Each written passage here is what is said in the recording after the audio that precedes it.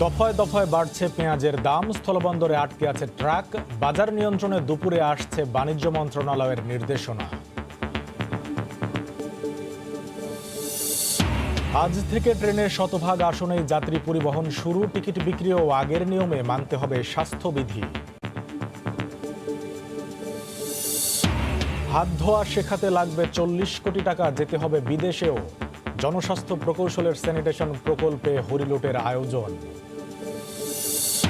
এবং খুলনার পাইকারি বাজারে এক সপ্তাহেই কমেছে ইলিশের সরবরাহ, দামও বাড়তি।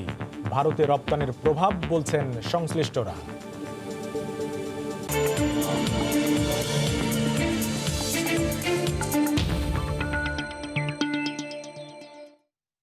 আমন্ত্রণ জানাচ্ছি দেশ ও দেশের বাইরের অর্থ বাণিজ্যের নানা খবর নিয়ে আমাদের নিয়মিত আয়োজনে সময়ের বাণিজ্যে আপনাদের সঙ্গে আছি আমি কামরুল হাসান সবুজ।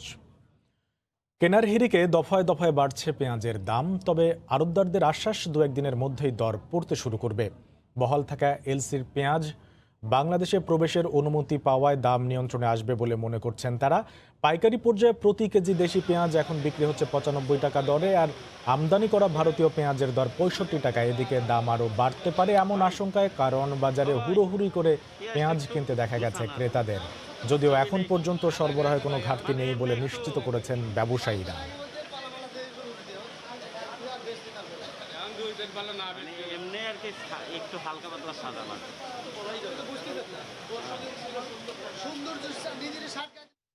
পেঁয়াজের বাজারের সব শেষ খবর জানাতে রাজধানীর কারণ বাজারে আছেন রিপোর্টার জুবায়ের ফয়সাল, চট্টগ্রামের খাতুনগঞ্জে আছেন শফিকুল আলম এবং হিলি স্থলবন্দরে আছেন সহকর্মী শফিকুল ইসলাম শফিক।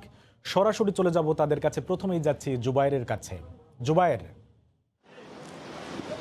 সবুজ, পেঁয়াজের বাজারে যে অস্থিরতা বা হঠাৎ করেই দাম বেড়ে যাওয়ার প্রবণতা সেটি কিন্তু আমরা লক্ষ্য করছি, আজকেও বহাল রয়েছে। যদিও কালকে এবং আজকের তুলনায় দামের ফারাকটা যেটি সেটি কিন্তু খুব একটা বেশি না, 5 টাকা। কোনো কোনো ক্ষেত্রে আড়তদাররা দাবি করছেন যে আসলে গতকালকের চেয়ে আজকে দাম বাড়েনি। এবং আমরা আরও একটি আশ্বাস রাজধানীর কারওয়ান বাজার পাইকারি পর্যায় থেকে পেয়েছি, সেটি হলো যে আগামীকাল, পরশু কিংবা তার পরদিন বা এই 2-3 দিনের মধ্যেই পেঁয়াজের দাম কিছুটা নিয়ন্ত্রণে আসবে বা কমতে শুরু করবে। আরও একটি কথা আমরা বাজার থেকে জানতে পারছি বা এই তথ্যগুলো পাচ্ছি, সেটি হলো যে ভারত যে এলসি বন্ধ করে দিয়েছিল, সেখানে ব্যবসায়ীদের একটি দাবি সেটি হলো যে তারা বলছে যে দাম বৃদ্ধি করার জন্য বা বাড়তি দামে এলসি যে দামে এলসি খোলা হয়েছে তার চেয়ে বাড়তি দামে পেঁয়াজ বাংলাদেশে বিক্রির জন্য ভারত একটা বন্ধের এরকম একটি কাজ করেছে এই মুহূর্তে। এরকম একটি দাবিও আমরা শুনতে পাচ্ছি, যদিও এটি অসমর্থিত। এখনও পর্যন্ত এই দাবির সপক্ষে আমরা দুই দেশের পক্ষ থেকে কোনো ধরনের কোনো বক্তব্য পাইনি, যদিও আজকে বিকেলে বাণিজ্যমন্ত্রীর সংবাদ সম্মেলন রয়েছে, সেখান থেকে আমরা কিছু একটা আশা করছি যে হয়তো সরকার পর্যায়ে থেকে এই বিষয়গুলো ভাবা হচ্ছে। আরেকটি বিষয় যেটি সবচেয়ে গুরুত্বপূর্ণ, সেটি না বললেই নয়, আপনারা বাজারের যে পরিস্থিতি সেটি খেয়াল করলে দেখবেন যে বাজারে পেঁয়াজ বাড়তি চাহিদার অনুযায়ী অতিরিক্ত পেঁয়াজ কেনার একটা প্রবণতা আমরা লক্ষ্য করছি ক্রেতাদের মধ্যে। কিছুক্ষণ আগে আমরা কয়েকজনের সঙ্গে কথা বলেছি, তারা আমাদেরকে একটা আশঙ্কা প্রকাশ করছেন যে দাম আরও বাড়তে পারে, যে কারণে তারা এখনই বাড়তি পেঁয়াজ কিনে মজুত করে রাখছেন বাসা বাড়িতে। তো এভাবে যদি সবাই আসলে চাহিদার চেয়ে বাড়তি পেঁয়াজ কেনা শুরু করেন, সেক্ষেত্রে কিন্তু আসলে বাজারে টান পড়বেই। যদিও অ্যাজ অফ নাও এই মুহূর্তে কিন্তু আমরা বাজারে পেঁয়াজ সরবরাহে কোনো সংকট বা ঘাটতি দেখতে পাচ্ছি না, এবং ব্যবসায়ীদের পক্ষ থেকেও আমাদেরকে আশ্বস্ত করা হয়েছে যে বাজারে একটা নির্দিষ্ট সময় অনুযায়ী বা প্রতি মাসে যে পরিমাণ পেঁয়াজের চাহিদা হয় সেই চাহিদা অনুযায়ী বাজারে কিন্তু পেঁয়াজের সরবরাহ রয়েছে। ঢাকার বাজারে আসলে এই প্রবণতাগুলো আসলে শহর অঞ্চলে মানুষের, বিশেষ করে যারা হোটেল রেস্টুরেন্ট, আমরা এখানে দেখতে পাচ্ছি অনেকে এখানে আসছেন না, অনেক ক্রেতা আসছেন না, তাদের সাথে ওভার ফোনে, মোবাইল ফোনে কথা বলে তারা এখান থেকে পেঁয়াজ পাঠিয়ে দিচ্ছেন। আমরা বলতে শুনছি যে গাড়ি এনে তারা 30 বস্তা পেঁয়াজ একজন ব্যক্তিকে দিয়ে দিলেন, যদিও তিনি কোনো ব্যবসায়ী নন। তো এই প্রবণতাগুলো যখন বাজারে চলবে, তো সেক্ষেত্রে আসলে এটা কিন্তু খুবই উদ্বেগজনক বিষয় যে চাহিদার চেয়ে বেশি পেঁয়াজ যদি কেউ কেনেন বা যে কোনো পণ্যে সরবরাহের সংকট তৈরি হবে, এবং এই সরবরাহ সংকট তৈরি করলে সেটির কিন্তু দামের ক্ষেত্রে একটা আমরা দেখছি প্রভাব কিন্তু পড়তেই পারে। এই অনৈতিক চর্চাগুলো কিন্তু ব্যবসায়ী এবং ক্রেতা সবার পক্ষ থেকেই পরিহার করা উচিত। তো এই মুহূর্তে চট্টগ্রামে আছে আমাদের সহকর্মী শফিকুল আলম। চট্টগ্রামে পেঁয়াজের বাজার এবং সরবরাহ এবং সব কিছু মিলে আমরা জানতে চাই যে চট্টগ্রামের আসলে কি অবস্থা। শফিক। এক কথায় যেটি বলতে পারি, গতকাল যেভাবে বাজার অস্থির ছিল, দফায় দফায় বেড়েছিল, লাফিয়ে লাফিয়ে বেড়েছিল, আজকে সেরকম দেখা যাচ্ছে না। আজকে বাজার স্থির রয়েছে। এখন চট্টগ্রামের খাতুনগঞ্জে প্রতি কেজি পেঁয়াজ বিক্রি হচ্ছে 68 থেকে 70 টাকার মধ্যে। আমরা গতকাল দেখেছিলাম সকালবেলা 50 ছিল, 12টার দিকে 60, এবং বিকেলবেলা সেটি 70-72 টাকা পর্যন্ত বিক্রি হয়েছিল চট্টগ্রামের খাতুনগঞ্জে। যে কালকে যেই বাজার ছিল সেই বাজারেই মোটামুটি রয়ে গেছে। তার মূল কারণ হচ্ছে স্থলবন্দরগুলোতে আগে যে এলসি করা যে পণ্যগুলো ছিল, যে পেঁয়াজগুলো ছিল, সেগুলো দেশে আসার অনুমতি দিয়েছে সেই দেশের সরকার। সেই খবরের পর থেকেই কিন্তু এই বাজার স্থির রয়েছে, এখনো পর্যন্ত বাড়েনি আজকে সকাল পর্যন্ত। তবে একটি কথা বলতে পারি যে আসলে যে পেঁয়াজগুলো স্থলবন্দর দিয়ে ঢুকবে, হয়তো এগুলো এক থেকে 2 দিন বা 3 দিন পর্যন্ত থাকবে। নতুন করে কোনো এলসি হচ্ছে না, পুরাতন এলসি যে পণ্যগুলো রয়েছে, যে পেঁয়াজগুলো রয়েছে, সেগুলো আসছে। তবে একটি সুখবর রয়েছে, সেটা হচ্ছে আমরা কিছুক্ষণ আগেও কিন্তু চট্টগ্রাম সমুদ্র বন্দরের উদ্ভিদ সংঘ নিয়োগ কেন্দ্রের প্রধানের সাথে কথা বলে, সহকারী পরিচালকের সাথে কথা বলেছিলাম। তিনি বলছে আজকে পর্যন্ত প্রায় 39,000 মেট্রিক টন পেঁয়াজ আমদানি তারা অনুমতি দিয়েছে বিভিন্ন প্রতিষ্ঠানকে। প্রায় তারা বলছে 29টির মতো প্রতিষ্ঠানকে অনুমতি দিয়েছে। সেখান থেকে তারা 5টি দেশ থেকে সেই পণ্যগুলো আনবে, সেই পেঁয়াজগুলো আনবে, বিশেষ করে মিশর, তুরস্ক, পাকিস্তান, মিয়ানমার সহ বিভিন্ন দেশ থেকে। তবে তারা বলছেন যে সরকার পক্ষ থেকে অনুমতি পাওয়া হলেও কিন্তু এলসির জটিলতা রয়েছে, অর্থাৎ অনেকের এলসির জটিলতার কারণে সেই পণ্যগুলো তারা এখনো এলসি করতে পারছেন না, এবং সেই পণ্যগুলো আসতে আরও সময় লাগবে। তবে যে যে স্থলবন্দরগুলো রয়েছে, সেই স্থলবন্দরগুলোতে যে পণ্যগুলো আসছে, সেটা হয়তো সর্বোচ্চ 2 থেকে 3 দিন যাবে, কারণ আগের করা এলসি সেই পণ্যগুলো আসছে। কিন্তু নতুন করে এলসি করতে না পারায় কিন্তু বাজার 2-1 দিন হয়তো স্থির থাকতে পারে, কিন্তু পরবর্তীতে আবার বেড়ে যাওয়ার একটা সম্ভাবনা থাকে। কারণ যে 39,000 মেট্রিক টন যে অনুমতি দেওয়া হয়েছে, এগুলো আসতে মিনিমাম 15 থেকে 20 দিন লাগবে বলে ব্যবসায়ীরা জানাচ্ছেন। তো এই ছিল আমার কাছে চট্টগ্রামের পেঁয়াজের বাজারের সর্বশেষ তথ্য খাতুনগঞ্জ থেকে। শফিক।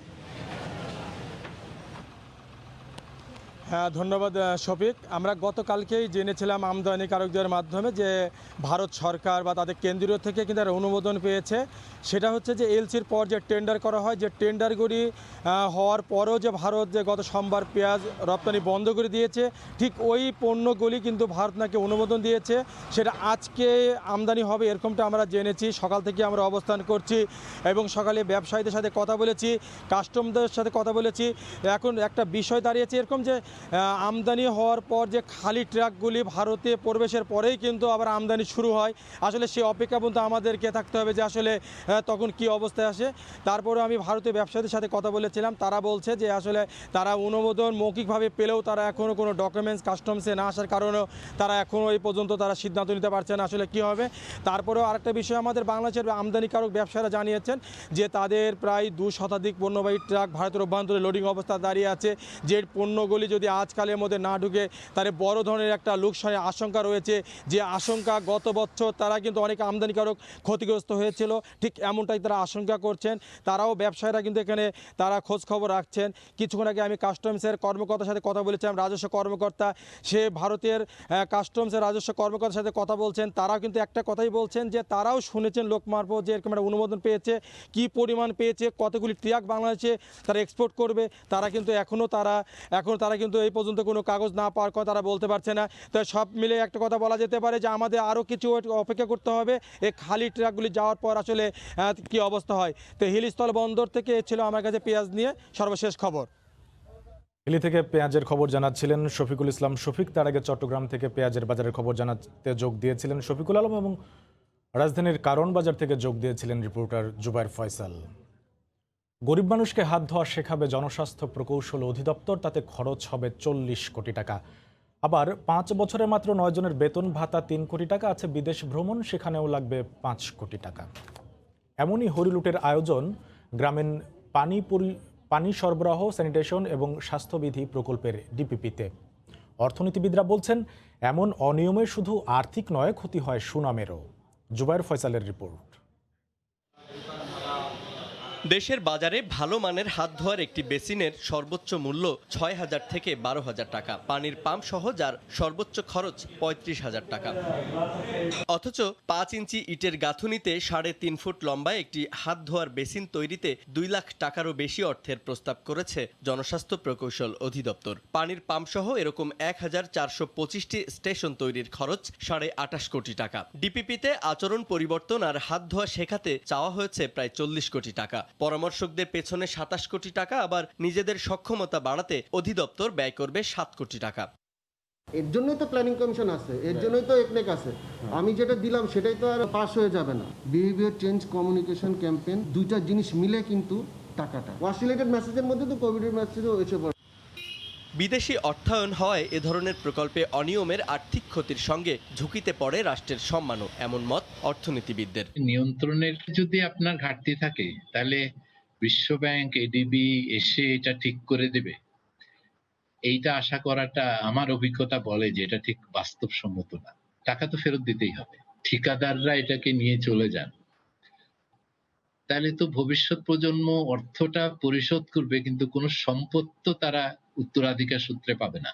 যদিও মন্দের ভালো হিসেবে গত ১৯ আগস্ট অনুষ্ঠিত পিইসি সভায় ব্যয়ের প্রস্তাবনা নিয়ে আপত্তি তুলে তা ফেরত পাঠিয়ে প্রায় সব খাতে খরচ অর্ধেকে নামাতে বলেছে পরিকল্পনা কমিশন। আর প্রকল্পে দুর্নীতি বন্ধে আইনি জটিলতায় হতাশা প্রকাশ করলেন পরিকল্পনা মন্ত্রী। বিধিবিধান কিন্তু আছে, অ্যাপ্লিকেশন প্রায় হয় না, এড়িয়ে যায়, এড়িয়ে যাওয়ার সুযোগও আছে। এইটাকে রিফাইন করা, অ্যাপ্লিকেশনটাকে স্ট্রিনজেন্ট করা, টাইট করা, তাহলে কিন্তু আমাদের অনেকটা আমরা এগুলো করতে চাচ্ছি। তবে এইগুলো আমরা স্বীকার করি যে এটা হঠাৎ করে অর্ডার দিয়ে করা যাবে না, এটা একটা কালচারের প্রশ্ন। মাস কয়েক আগে সারা দেশে নিরাপদ পানি সরবরাহের জন্য ৮,৫০০ কোটি টাকার একই ধরনের একটি প্রকল্পের অনুমোদন দিয়েছে একনেক। শুধু গোপালগঞ্জের জন্যই নিরাপদ পানি ও স্যানিটেশন সুবিধা নিশ্চিতে আলাদা একটি প্রকল্প প্রস্তাব রয়েছে পরিকল্পনা কমিশনে। জুবাইর ফয়সাল, সময় সংবাদ, ঢাকা। এক বছরে মোবাইল ব্যাংকিংয়ে অ্যাকাউন্ট সংখ্যা বেড়েছে প্রায় ২ কোটি, লেনদেনের পরিমাণও দ্বিগুণ হয়ে দাঁড়িয়েছে আজ ৮,০০০ কোটি টাকায়। করোনা ভাইরাসের মধ্যেও গ্রাহকদের সর্বোচ্চ সেবা দেওয়া হচ্ছে বলে জানিয়েছে সংশ্লিষ্ট প্রতিষ্ঠানগুলো। সহজ ও নিরাপদ মাধ্যম হয় সব শ্রেণীর গ্রাহক মোবাইল ব্যাংকিংয়ে আকৃষ্ট হচ্ছেন বলে মনে করেন অর্থনীতিবিদরা। কাজল আবদুল্লাহর রিপোর্টে বিস্তারিত। করোনা ভাইরাসের কারণে মার্চের শেষ থেকে সীমিত আকারে পরিচালনা করা হয় ব্যাংকিং কার্যক্রম। এতে স্বাভাবিক লেনদেনে গ্রাহকরা বিড়ম্বনায় পড়লেও স্বাস্থ্য ঝুঁকি নিয়েই অবিরামভাবে সেবা দিয়ে গেছে মোবাইল ফাইন্যান্সিয়াল সার্ভিস বা মোবাইল ব্যাংকিং প্রতিষ্ঠানগুলো। শহর ও প্রান্তিক জনপদের অর্থ লেনদেনের নির্ভরযোগ্য মাধ্যম হওয়ায় অ্যাকাউন্টের সংখ্যার সাথে বৃদ্ধি পেয়েছে লেনদেনের পরিমাণও। লকডাউনের সাময়িক প্রভাব পড়লেও বর্তমানে লেনদেন রয়েছে স্বাভাবিক। এখন আমরা একটু ভরসা পাচ্ছি, কারণ এতদিন ভাবছিলাম যে আমাদের বিজনেসের তো খুবই কি হবে। নগদ আর এই ডাচ বাংলা এগুলো যেমন আগে হইতো না তেমন একটা, এখন টুকটাক এগুলো বাড়তেছে। করোনার সময় তো একই নিচে চলে আসছিল, এখন 1,50,000 মতো আসছে আবার। বাংলাদেশ ব্যাংকের পরিসংখ্যান অনুযায়ী 2019 এর জুলাই শেষে মোট অ্যাকাউন্ট ছিল 7,30,90,751টি, যা চলতি বছরের একই সময়ে বেড়েছে প্রায় 1,95,00,000 অ্যাকাউন্ট। অর্থনীতিবিদরা মনে করেন মোবাইল ব্যাংকিং কার্যক্রম নিরাপদ ও সহজ আর্থিক লেনদেনের মাধ্যম হওয়ায় সেবার পরিসর বেড়েছে করোনাকালীন। অ্যাকাউন্টে যথেষ্ট টাকা আছে, কিন্তু তারা টাকাগুলো তুলতে পারছিলেন না এবং তাদের কিন্তু অসুবিধাগুলো হচ্ছিল। এই সময়টাতে আসলে নিরবিচ্ছিন্নভাবে এই কোম্পানিগুলো তারা কিন্তু সার্ভিসগুলো দিয়েছে এবং এতে করে যেটা আসলে এই যে গ্রামীণ অর্থনীতি, তো সেই অর্থনীতির চাকা কিন্তু একেবারে বন্ধ হয়ে যায়নি। সংকটের মধ্যে কিন্তু এই ফাইন্যান্সিয়াল সার্ভিসটা ভালো সেবা দিতে পারে মানুষকে। দৈনন্দিন শুধু স্বাভাবিক লেনদেন নয়, সরকারের দেয়া বিভিন্ন পর্যায়ের আর্থিক সহায়তাগুলো সারা দেশে পৌঁছে দিচ্ছে এই মোবাইল ব্যাংকিং প্রতিষ্ঠানগুলো। ডাক বিভাগের প্রতিটি ব্রাঞ্চ কিন্তু লকডাউন বা সেমি লকডাউন যেটাই বলেন খোলা ছিল। আমরা ইতিমধ্যে প্রায় 12 লক্ষর মতো ভাতা, প্রায় 2 লক্ষ শ্রমিকের কিন্তু বেতন নগদ সরাসরি দেওয়া শুরু করেছে। এই প্রক্রিয়া যেহেতু হয়েছে সেহেতু আপনার টোটাল লেনদেনের উপরে কিন্তু আসলে একটা ইফেক্ট এসছে। 2019 জুলাই থেকে চলতি বছরের জুলাই পর্যন্ত মোবাইল ব্যাংকিংয়ে মোট লেনদেনের পরিমাণ বেড়েছে প্রায় 4,000 কোটি টাকা। কাজল আবদুল্লাহ, সময় সংবাদ, ঢাকা। মোবাইল ব্যাংকিং নিয়ে বিস্তারিত কথা বলতে অনলাইনে আমাদের সঙ্গে যুক্ত হয়েছেন মোবাইল ব্যাংকিং প্রতিষ্ঠান নগদের ব্যবস্থাপনা পরিচালক তানভীরে মিশুক। জনাব তানভীরে মিশুক, আমরা প্রথমেই আপনার কাছে মোবাইল ব্যাংকিং নিয়ে জানার প্রথম প্রশ্নটা হচ্ছে, এই যে করোনাকালীন যে সময় অর্থনীতি সহ সব কার্যক্রম স্থবির সেই মুহূর্তেও সেই সময় আপনারা কিভাবে সেবা দিচ্ছেন, অর্থাৎ আপনাদের কার্যক্রম কিভাবে পরিচালনা করছেন, যেখানে গ্রাহক সন্তুষ্টির বিষয় আছে এবং কর্মীদের স্বাস্থ্য সুরক্ষার বিষয়ও জড়িত? জি, ধন্যবাদ আপনাকে। দেখুন, লকডাউন শুরু হলো 25শে মার্চ। তো আমি ধন্যবাদ জানাচ্ছি মাননীয় প্রধানমন্ত্রীকে। লকডাউন শুরু হওয়ার সাথে সাথেই নগদকে জরুরি সেবা ঘোষণা করা হয়েছিল। কারণ আমরা ডিসিশন নিয়েছিলাম আসলে আমাদের সার্ভিসটা কিভাবে চালু রাখবো। আর আমাদের সার্ভিসটা শুধু কিন্তু একটা এলাকায় না, বা ঢাকা বা সিলেটে না, মেট্রোপলিটনে না, সারা বাংলাদেশ জুড়ে। আমাদের 2 লক্ষর বেশি উদ্যোক্তা। সো আমাদের এই সার্ভিসটা কিভাবে চালু রাখা যায়, তখন আমরা চিন্তা করলাম যে আমাদের সার্ভিসটা আসলে বন্ধ করার কোনো রাস্তা নেই। কারণ আমাদের আসলে বেশিরভাগ কাস্টমারই হচ্ছে নিম্ন মধ্যবিত্ত অথবা মধ্যবিত্ত। আমাদের সার্ভিস যদি 2 দিন বা 1 দিন বন্ধ থাকে, তাহলে হয়তো লক্ষাধিক পরিবার না খেয়ে থাকবে। কারণ ওইটার উপরেই হয়তো ওই টাকাটাই হয়তো দিয়ে তার সারাদিনটা চলে। সো আমরা সেই মোমেন্টে আমাদের মানুষের মধ্যে একটা প্যানিক ছিল যে আমাদের প্রায় 5,000-এর মতো এমপ্লয়ি তারা মাঠে নামতে ভয় পাচ্ছিল। তো সেই সময় আমরা চিন্তা করলাম যে তাদের সাহস দিয়ে মাঠে নামাতে হবে, কারণ না হলে সার্ভিস রানিং রাখা যাবে না। তো সেই মুহূর্তে আমরা আসলে প্রতি এমপ্লয়িকে আমরা স্বাস্থ্যবিধি মেনটেন করার জন্য যা যা ইকুইপমেন্ট দরকার সেটা আমরা প্রোভাইড করেছি, এবং এটাও এনশিওর করেছি যদি দায়িত্ব পালন করতে গিয়ে কেউ কোভিড আক্রান্ত হয় তাকে 5 লক্ষ টাকা পর্যন্ত আমরা আসলে ইন্স্যুরেন্স কভারেজ দিব। সো আমরা আসলে মাঠে ছিলাম এবং সার্ভিসটা আপ এন্ড রানিং রেখেছি। এই কারণেই দেখবেন যে এই মোমেন্টে আরএনজির স্যালারি বন্ধ হয়নি। আপনি দেখবেন যে মাননীয় প্রধানমন্ত্রীর ভাতার সবচেয়ে বড় বিগ অ্যামাউন্টটা, মানে বিগ পোর্শনের অফ অ্যামাউন্টটা নগদের মাধ্যমে গিয়েছে, এবং এছাড়াও অনেক গভর্নমেন্ট ডিসবার্সমেন্ট এই মুভমেন্টে যাচ্ছে। সো আমরা আসলে চেষ্টা করেছি যাতে সাধারণ মানুষ একটু ভালো থাকে, এবং মানে তাদের বেসিক নিডটা, বেসিক লেনদেন। সেই সময় কিন্তু প্রথম দিকে ব্যাংক ছিল বন্ধ, পরে সীমিত আকারে ব্যাংক করা হলো। ব্যাংকের সার্ভিস নিতে গেলে অনেক লাইন কিউ ক্রিয়েট হয়ে যাচ্ছিল, আবার হঠাৎ বিভিন্ন ব্রাঞ্চও বন্ধ হয়ে যাচ্ছিল যে ব্যাংকে, যে ব্রাঞ্চে কোভিড আক্রান্ত পেশেন্ট পাওয়া যাচ্ছিল। সো এই মোমেন্টে আসলে আমরা এটা নিশ্চিত করেছি যাতে অর্থনৈতিক চাকাটা আসলে সচল থাকে। সো আমরা আসলে যুদ্ধে ছিলাম, যুদ্ধে আছি এবং যুদ্ধে থাকবো। এর মধ্যে আমাদের অনেক কর্মী ইনক্লুডিং মি কোভিড আক্রান্ত হয়েছে। সো আমি জানি যখন আপনি শ্বাস নিতে পারবেন না তখন আপনার কতটুকু কষ্ট লাগে, but show must go on. আমরা চলে যাচ্ছি। জনাব তানভীর আহমেদ, আমরা দেখেছি যে ডাক বিভাগের প্রথম কোনো সেবা হিসেবে নগদ সম্প্রতি সরকারকে 1,12,00,000 টাকা লাভ দিয়েছে। এটা প্রচলিত মোবাইল ব্যাংকিং সেবা দিয়ে এসেছে। যেহেতু আপনারা ডিজিটাল ব্যাংকের লাইসেন্স নিয়ে কাজ করছেন, সেটা পেলে আসলে এই কার্যক্রম আরও কিভাবে বিস্তৃত হবে? জি, ধন্যবাদ আপনাকে। আপনি যেটা বললেন যে ডাক বিভাগের 200 বছরের ইতিহাসে প্রথম কোনো একটা সার্ভিস থেকে প্রফিট পেয়েছে। আসলে এটাই প্রমাণ করে যে গভর্নমেন্ট এবং প্রাইভেট যদি একসাথে হয়ে কোনো মহৎ উদ্দেশ্য নিয়ে কাজে নামে, সেটা আসলে সফল হয়ই। অনেকে আমরা যখন স্টার্টিং এ শুরু করি, অনেকে বলেছিল জরাজীর্ণ পোস্ট অফিস, এই পোস্ট অফিস নিয়ে কি হবে। বাট আমরা কিন্তু 16 মাসে মধ্যে দেখিয়ে দিয়েছি যে 16 মাসের মধ্যে একটা এমএফএস এর মতো প্রতিষ্ঠান প্রফিটে যাওয়া সম্ভব হয়। আপনি চিন্তা করে দেখেন, গত 12 বছরে 30টা এমএফএস লাইসেন্স ছিল, এখন আছে 17টা, বাকিগুলি বন্ধ হয়ে গেছে। 17টার মধ্যে ব্যবসা করছে 1 জন বা 2 জন।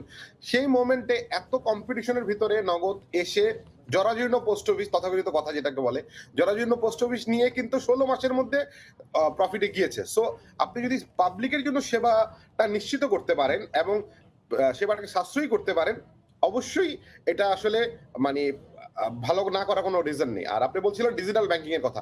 অফকোর্স আমরা আসলে এই মোমেন্টে যেটা সবচেয়ে বেশি নেসেসারি সেটা হচ্ছে ডিজিটাল ব্যাংকিং। মাননীয় প্রধানমন্ত্রীর যে ভিশন আছে যে উন্নত দেশ হবে, সেই উন্নত দেশের অন্যতম ক্রাইটেরিয়া হচ্ছে মানুষকে ফাইন্যান্সিয়াল ইনক্লুশনে আনা। আর ফাইন্যান্সিয়াল ইনক্লুশন আনতে গেলে ট্রেডিশনাল ব্যাংকিং বা এমএফএস এর পক্ষে সম্ভব না। ট্রেডিশনাল ব্যাংকিং এ আনা সম্ভব না এই কারণে, কারণ ট্রেডিশনাল ব্যাংকিং লো ইনকাম পিপলদের নিয়ে আসলে খুব একটা ইন্টারেস্টেড হয় না, কারণ তার জন্য ভায়াবল না বিজনেসটা। আর এমএফএস যেহেতু লিমিটেশন আছে একটা তার ট্রানজেকশনের, সো তারা আসলে মাইক্রো এসএমই এবং এসএমই কে ধরতে পারে না। আর আপনারা হয়তো জানেন যে বাংলাদেশের মোর দেন 50% হচ্ছে ইনফর্মাল ইকোনমি, মানে বালিশের নিচে টাকা রাখে। সো এবং এই যে ধরেন এই আপনি একটু আগে পেঁয়াজের একটা রিপোর্ট দেখাচ্ছিলেন যে কারণ বাজার থেকে কেনা বেচা এই সবকিছু কিন্তু ক্যাশে হচ্ছে। তো এই ইকোনমিটাকে যদি আমি ফর্মালে আনতে চাই, আমার একমাত্র সলিউশন হচ্ছে ডিজিটাল ব্যাংক। অফকোর্স নগদ যদি ডিজিটাল ব্যাংক পায়, নগদ উইদিন 6 মান্থ অপারেশনে লাইভ রান করতে পারবে। এবং আমরা এটাও নিশ্চিত করতে চাই যে এখন যে মানুষের খরচ হয় 1020 টাকা, এটা আসলে পৃথিবীর কোথাও নেই। আমরা আসলে এটাকে আনতে চাচ্ছি সিঙ্গেল ডিজিটে। সো আমরা বাংলাদেশ ব্যাংক যদি আমাদের ডিজিটাল ব্যাংকের লাইসেন্স দেয়, আমরা আসলে বাংলাদেশের সব সকল অ্যাডাল্ট পপুলেশনকে আসলে ফাইন্যান্সিয়াল ইনক্লুশনের ভিতরে আনবো। ডিজিটাল ব্যাংকিং এর আওতায় এলে আসলে গ্রাহকরা বাড়তি কি কি সুবিধা পাবে? আচ্ছা, দেখেন ধরেন আপনি হয়তো ট্রেডিশনাল ব্যাংকে টাকা উইথড্র করছি বা ডিপোজিট করছি এবং কাউন্টারে যে এই কাজটা করছি, বাট সারা ওয়ার্ল্ড কিন্তু এখন শিফট হয়ে গেছে টোটালি ডিজিটালি। সো ডিজিটাল ব্যাংকে হলে আসলে ব্যাংকের ওভারহেড কস্ট কমবে। ব্যাংকের যদি ওভারহেড কস্ট কমে তাহলে আসলে যার আসলে মান্থলি ইনকাম 2000 টাকা তাকেও কিন্তু আসলে ফাইন্যান্সিয়াল ইনক্লুশনে আনা যাবে। এবং ডিজিটাল ব্যাংকে হলে যেহেতু ব্যাংকের ওভারহেড কস্ট কম, ব্যাংকের সার্ভিস চার্জটা খুব কম পড়বে। লাইক আমরা ট্রেডিশনাল ব্যাংকে হয়তো আপনার বছরে 2000 টাকা বা 5000 টাকা খরচ হচ্ছে, তার প্রতি ট্রানজাকশনে চেক ডিপোজিট একটা কস্ট, চেক উইথড্রোতে একটা কস্ট, এই জায়গাগুলি মিটিগেট করে দেওয়া যাবে। সো এই কারণ আমাদের দেশের 70 to 75% মানুষ হচ্ছে আসলে ইনকাম লো ইনকাম। সো এই মানুষগুলিকে আসলে ব্যাংকিং এর আওতায় আনতে হলে ডিজিটাল ব্যাংকটা লাগবে। এবং আমরা এটা নিশ্চিত করতে চাই একটা মানুষের 360 ডিগ্রি যা লাগে লাইফে, লাইক ইউটিলিটি বিল, তার গভর্নমেন্টের এনি সার্ভিস পেমেন্ট, লাইক মানে আপনার ধরেন যে আপনার তার ট্রাভেলিং, মানে একটা মানুষের ইকোনমিতে 360 ডিগ্রি যা লাগে একটা ডিজিটাল ব্যাংক হিসেবে আমরা সেটা প্রোভাইড করতে চাই।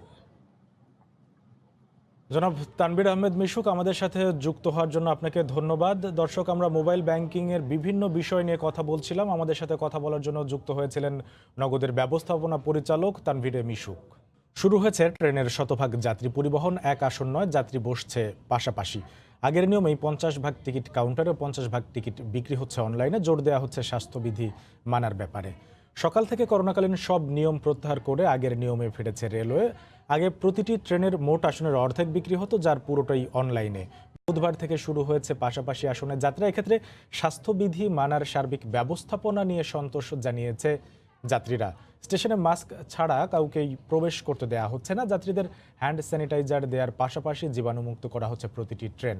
Kamalapur rail station manager Masud Sarwar জানিয়েছেন, যেহেতু এখন আর সামাজিক দূরত্ব মানা হচ্ছে না, তাই স্বাস্থ্যবিধি মানার ব্যাপারে জোর দিচ্ছেন তারা।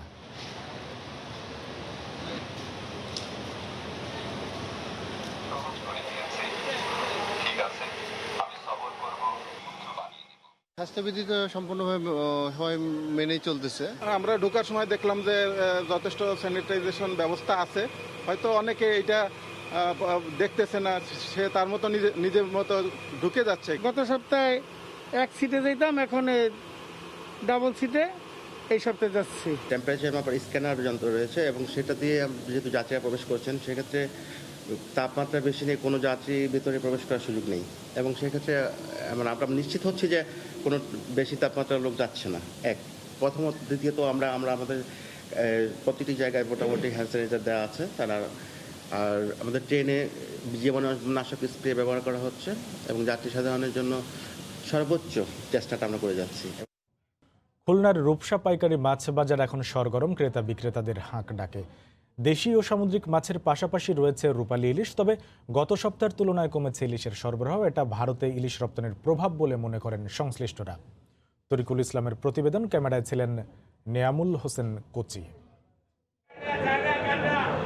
ভোর থেকে শুরু হয়েছে খুলনার রূপসা পাইকারি মাছ বাজারের কেনাবেচা। বিভিন্ন আড়তে এসেছে নানা প্রজাতির মাছ, তাই কেনাবেচায় ব্যস্ত সময় পার করছেন বিক্রেতারা। তবে এক সপ্তাহের ব্যবধানে খুলনার পাইকারি মাছ বাজারে কমেছে ইলিশের সরবরাহ। বিভিন্ন সাইজের ইলিশের পাশাপাশি জাটকা ইলিশও দেখা গেছে কয়েকটি আড়তে। দামও কিছুটা বাড়তি। বিক্রেতারা বলছেন, ভারতে ইলিশ রপ্তানির প্রভাব এটি। মাছ বড় মাছ 600 গ্রাম হইতে আপনার 1.5 কেজি 2 কেজি পর্যন্ত সব ইন্ডিয়া চলে যাচ্ছে। ইন্ডিয়া এলসি খুলেছে, এলসির কারণে 20-50 টা 100 টাকা কেজিতে বেড়ে গেছে। বড় মাছ 1000, 900, 800, বিভিন্ন রকমের মাছ বিভিন্ন রকমের দাম। সরবরাহ বেড়ে যাওয়ায় কমেছে দেশি প্রজাতির ভেটকি, রুই, কাতলা সহ বিভিন্ন প্রজাতির মাছের দাম। ভেটকি মাছ, তারপর দাইতে মাছ, তারপর মাগুর মাছটা যেগুলো দিয়ে আর কি নানান পদের মাছ দাম কম। কারণ হচ্ছে ইলিশের চাপটা বাড়লে মানুষের ইলিশের দিকে চাহিদা এসে যায়, আর ওই সাদা মাছের চাপটা চাহিদাটা কমে যায়। এদিকে কাঙ্ক্ষিত দামে ইলিশ না পেয়ে হতাশ ক্রেতারা। মাছের দাম নিয়ে রয়েছে মতপার্থক্য। আগে যেভাবে দাম ছিল এখন তার চেয়ে বেশি চাচ্ছে। এর আগের সপ্তাহে কম ছিল, এবারটা বেশি। এখন বাজার দাম বেশি, চড়া খুব। মাছের বাজার ভালো, মানে ক্রয় ক্ষমতার ভিতরে। ভরা মৌসুম ছাড়াও সারা বছর খুলনা থেকে প্রতিদিন গড়ে 50 কোটি টাকারও বেশি দেশি, হাইব্রিড ও সামুদ্রিক মাছ দেশের বিভিন্ন জেলায় সরবরাহ হয়ে থাকে। তরিকুল ইসলাম, সময় সংবাদ, খুলনা। করোনা পরিস্থিতিতে আবারও বিশ্বের দীর্ঘতম সমুদ্র সৈকতে বাড়ছে পর্যটকদের আনাগোনা। বিশেষ করে সাপ্তাহিক ছুটির দিনগুলোতে সৈকতে পর্যটকের উপচে পড়া ভিড়। দূর দূরান্ত থেকে আসা ভ্রমণ পিপাসুরা বলছেন, করোনার অস্বস্তি থেকে মুক্তি পেতে কক্সবাজারে ছুটে আসা। এতে সৈকতের হকাররা আবারও উজ্জীবিত। সুজাউদ্দিন রুবেলের রিপোর্ট। সৈকতের সুগন্ধা পয়েন্ট। কয়েকদিন আগেও হাতে গোনা পর্যটক এই পয়েন্ট দিয়ে সৈকতে ঢুকতেন, কিন্তু এখন এই পয়েন্ট দিয়ে সাপ্তাহিক ছুটির দিনগুলোতে সব বয়সী মানুষের ভিড়। সৈকতের বালিয়ারি, নীল জলরাশি ও পানিতে গোসলে মাতছেন তারা। করোনার কারণে দীর্ঘ 5 মাস পর গত 17 আগস্ট সৈকতসহ কক্সবাজারের পর্যটক কেন্দ্রগুলো সবার জন্য মুক্ত করে দেয়া হয়। এরপর থেকে বাড়তে থাকে পর্যটকের আগমন, আর সাপ্তাহিক ছুটিতে উপচে পড়া ভিড় সাগর তীরে। অনেক মজা করছি, ঘোড়াতে উঠছি, ঢেউতে গোসল করছি। এখানে আসতে পেরে অনেক ভালো লাগছে, সমুদ্র তীরে হাঁটতে পেরে অনেক আনন্দ লাগছে। মনে হয় যে জেলখানা থেকে মুক্তি পেলাম এমন লাগতেছে আর কি। পর্যটক আগমনের উপর নির্ভরশীল সৈকতের ফটোগ্রাফার, জেট স্কি চালক ও হকাররা দীর্ঘদিন পর হলেও সৈকতে পর্যটক বাড়ায় কিছুটা স্বস্তি এসেছে তাদের মধ্যে। এখন মোটামুটি পর্যটক আসতেছে, এখন 2500 টাকা কাজ হইবে। এখন একটু পর্যটক একটু বেশি, আমরা মনে করেন ব্যবসা বাণিজ্য করতেছি। সৈকতে পর্যটকের চাপ বাড়ায় 3টি পয়েন্টে টহল ও টাওয়ার বসিয়ে সমুদ্র স্নানে নিরাপত্তা প্রদান করা হচ্ছে বলে জানিয়েছেন লাইফগার্ড কর্মীরা। লোকজন বেশি নামতেছে, পর্যটকরা পানিতে, আমাদের লাইফগার্ড সিসিএফ লাইফগার্ডের পক্ষ থেকে আমরা সার্বক্ষণিক নিরাপত্তা দিচ্ছি পানির মধ্যে। পর্যটন ব্যবসার উপর নির্ভর করে কক্সবাজারে গড়ে উঠেছে 4.5 শতাধিক হোটেল, মোটেল, রিসোর্ট, 5 শতাধিক রেস্তোরাঁ, সহস্রাধিক বার্মিজ দোকান ও পর্যটকবাহী জাহাজ। এর সাথে জড়িত রয়েছেন 1.5 লক্ষাধিক মানুষ। সময় সংবাদ, কক্সবাজার। এবার জানিয়ে দেব শেয়ার বাজারের খবর। শেয়ার বাজারের খবর জানাতে সরাসরি চলে যাচ্ছি ঢাকা স্টক এক্সচেঞ্জের অফিসিয়াল ওয়েবসাইটে। প্রথমে দেখে নেব সূচকের অবস্থান। এই মুহূর্তে মিশ্র প্রবণতার মধ্য দিয়ে লেনদেন হচ্ছে ঢাকা স্টক এক্সচেঞ্জে। সার্বিক সূচক ডিএসই এক্স ইন্ডেক্স এই মুহূর্তে অবস্থান করছে 5107 পয়েন্টে এবং এখন পর্যন্ত বেড়েছে প্রায় 7 পয়েন্টের কাছাকাছি। ডিএসসিএস ইন্ডেক্স এই মুহূর্তে অবস্থান করছে 1171 পয়েন্টে এবং এখন পর্যন্ত বেড়েছে 1 পয়েন্টের কিছুটা বেশি। ডিএস30 ইন্ডেক্স এই মুহূর্তে অবস্থান করছে 1759 পয়েন্ট এবং এই সূচকটি কমেছে 1.76 পয়েন্ট। এখন পর্যন্ত টাকার অঙ্কে লেনদেন হচ্ছে 503 কোটি টাকার শেয়ার এবং লেনদেন হওয়া শেয়ারের ভেতর দাম বেড়েছে 212টি প্রতিষ্ঠানের, দাম কমেছে 84টি প্রতিষ্ঠানের এবং দাম অপরিবর্তিত রয়েছে 58টি কোম্পানির শেয়ারের। দেখে নেব টপ 20 তালিকায় কোন প্রতিষ্ঠানের অবস্থান কেমন এবং সেই শেয়ারের লেনদেন হচ্ছে কত টাকা দরে। এই মুহূর্তে টপ 10-এর প্রথমে রয়েছে নিটল ইন্স্যুরেন্স। এই কোম্পানির প্রতিটি শেয়ারে এই মুহূর্তে লেনদেন হচ্ছে 45 টাকা 90 পয়সা দর এবং সর্বোচ্চ দর 45 টাকা 90 পয়সা পর্যন্তই ছিল, অর্থাৎ একই দামে লেনদেন হচ্ছে লেনদেনের শুরু থেকে এখন পর্যন্ত।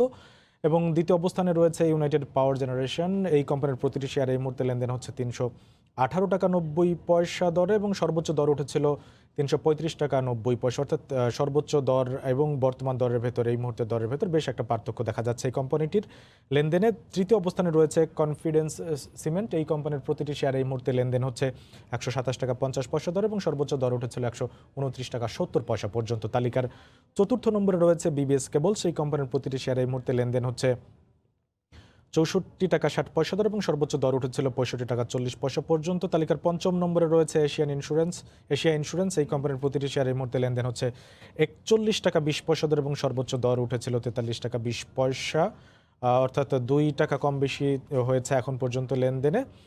দর্শক, আমরা দেখে নিচ্ছিলাম ঢাকা স্টক এক্সচেঞ্জের লেনদেন পরিস্থিতির খবর, সূচক এবং টপ 20 তালিকার প্রথম 5টি কোম্পানির এই মুহূর্তে লেনদেন অবস্থা। এ পর্যায়ে শীর্ষ সংবাদ জানিয়ে দিচ্ছি আরেকবার। দফায় দফায় বাড়ছে পেঁয়াজের দাম, স্থলবন্দরে আটকে আছে ট্রাক, বাজার নিয়ন্ত্রণে দুপুরে আসছে বাণিজ্য মন্ত্রণালয়ের নির্দেশনা। ট্রেনের শতভাগ আসনেই যাত্রী পরিবহন শুরু, টিকিট বিক্রিও আগের নিয়মে, মানতে হবে স্বাস্থ্যবিধি। হাত ধোয়া শেখাতে লাগবে 40 কোটি টাকা, যেতে হবে বিদেশেও। জনস্বাস্থ্য প্রকৌশলের স্যানিটেশন প্রকল্পে হরিলুটের আয়োজন। এই ছিল এ সময়ের বাণিজ্যের সঙ্গে থাকুন সময়।